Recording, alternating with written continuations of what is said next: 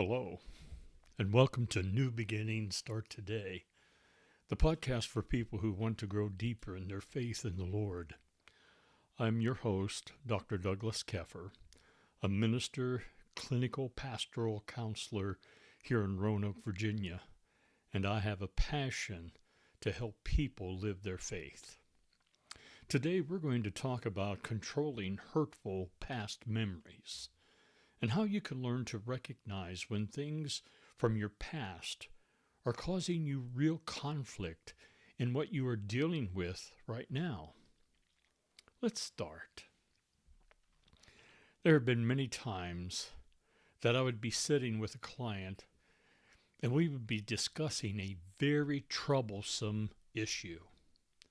As we would be talking, I would see my client's eyes move away from us looking at each other. They would be staring off with a glare that came over them. When I saw this, I would say to them, "Come back to the present." They would focus back with me, and then I would say to them, "You were running pictures, weren't you?" They would smile at me and say, "Yes, I was doing it again, wasn't I?" I would then explain to them that they were rerunning past memory files that had happened to them in the past, and the effect of those memory files were causing them the distress they were experiencing in our conversation. This is what I call hurtful past memories. God has given us each a nature that causes us to behave in certain ways. This nature, or in my counseling discipline, I know it as temperament, is in each of us. Many people have a nature that allows them to see past experiences in the form of pictures. When I saw this temperament in a person, I would explain to them it this way. I would like for you to go back to your childhood and think of a wonderful life experience. It could be a birthday party, a wonderful time at Christmas, or any such experience. Close your eyes and think about that experience. I would wait for a moment and I would say, "Do you see it?" It was so interesting that when that person would close their eyes, I could actually see them experiencing what that wonderful memory was all about. I could see the smiles come over their faces and know they were feeling all the emotions they had experienced when that event had taken place. They would open their eyes and tell me about their mind, what their mind was seeing, and how wonderful it was. I would say to them, "You were actually there in that experience, weren't you?" And they would tell me that it was as though they were right there again. I would explain that their minds could actually see those pictures from the past and were available to their thinking at any time.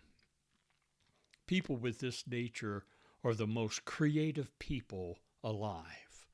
Many of my clients could not understand the fact that my nature does not allow me to run those pictures from my past.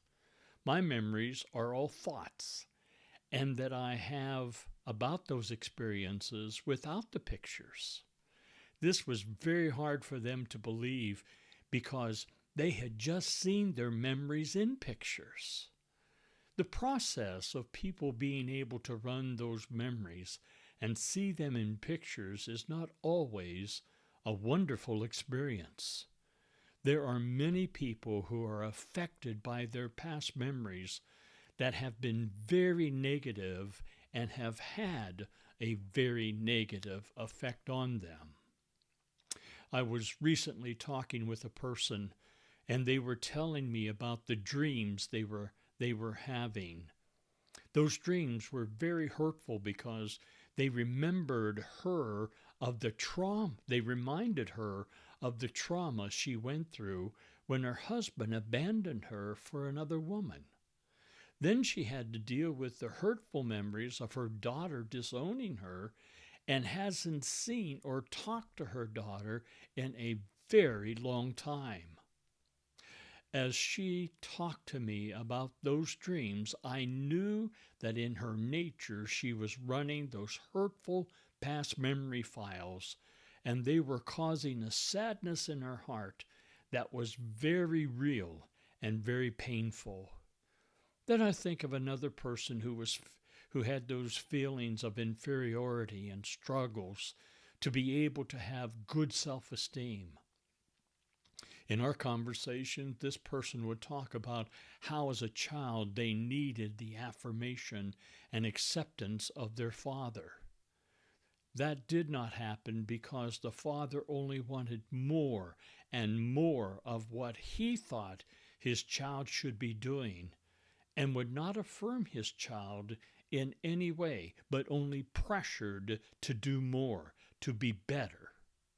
I cannot tell you the number of adult children that I have sat with, or even adolescents that I have sat with, and they have experienced these kinds of hurtful past memories because of the lack of affirmation, the lack of acceptance, the lack of approval that they had not received as children. It is tough. The effect of that lack of acceptance and approval made it very difficult for this person as an adult to really believe that they are truly a good person. I am happy to say that this person has come a long way in building positive self-esteem. They now understand that those hurtful past memories with all those pictures cannot hurt them any longer because they are just memories.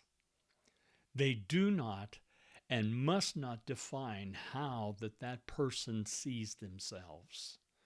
Learning how to control those hurtful past memories has enabled this man to be a much better husband, loving his wife with a renewed fervor, and a wonderful father. His children truly know that he loves them and nurtures them in a very positive way. What a blessing for this family, which is a testimony to the fact that people can learn how to control those hurtful past memories. But it takes work. I've had the privilege to help people learn how to control those hurtful past memories. Joshua, the man who led the people of God into the promised land after the death of Moses, had to learn how to get past the effect of the past hurtful memories he had that lasted over 40 years. Listen to what God told him. Have I not commanded you? Be strong and courageous. Do not be afraid. Do not be discouraged, for the Lord your God will be with you wherever you go. Joshua 1 and verse 9. God himself had to help this man get past the memory of what happened 40 years earlier when he and Caleb told Moses that they should go into Canaan and take the land that was flowing with milk and honey, because God would give them the victory. Moses believed the other 10 spies and did not act in faith, and he and that generation died in the wilderness. God's promise to Joshua 40 years later gave this man the ability to control those hurtful past memories that were still affecting him after all of these years, all of those years. I have taught people how to use what I call mind triggers to help them control hurtful past memories. The use of mind triggers enables people to learn how to control the way they think about certain issues that historically caused them a lot of heartache, frustration, anger, and ineffective communication. I recommend that people practice using mind triggers when they are in situations they know are going to turn negative. A list of such mind triggers would include: God loves me, and so do I. Stop. Can't go there today. Not today. When in doubt, don't. Respond. Don't react. These are just a few possible mind triggers that you can use to change the synapse of your brain, allowing your thoughts to turn to the positive side of what you are dealing with in that moment. They literally cause your brain to process your thinking at that moment in a different direction. This causes you to be able to cope with your circumstances in a much better frame of mind and have a much better outcome of the situation you are presently dealing with.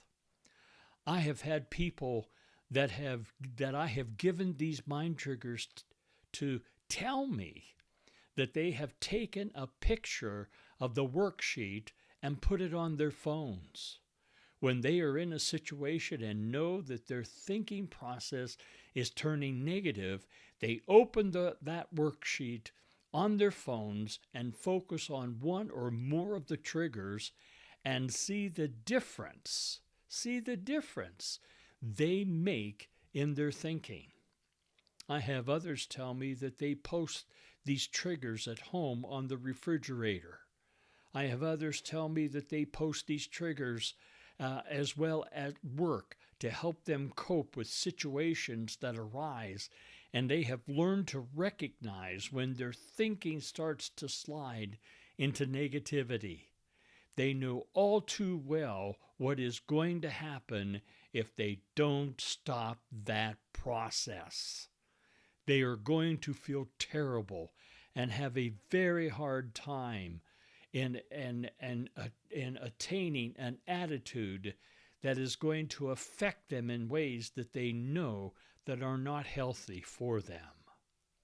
The Apostle Paul gave the people of the church at Philippi a great admonition on how to have a healthy way to keep their thinking on the positive side of what was going on when he wrote, "Finally, brothers and sisters, whatever is true, whatever is noble, whatever is right, whatever is pure, whatever is lovely, whatever is admirable, if anything is excellent or praiseworthy, think about such things."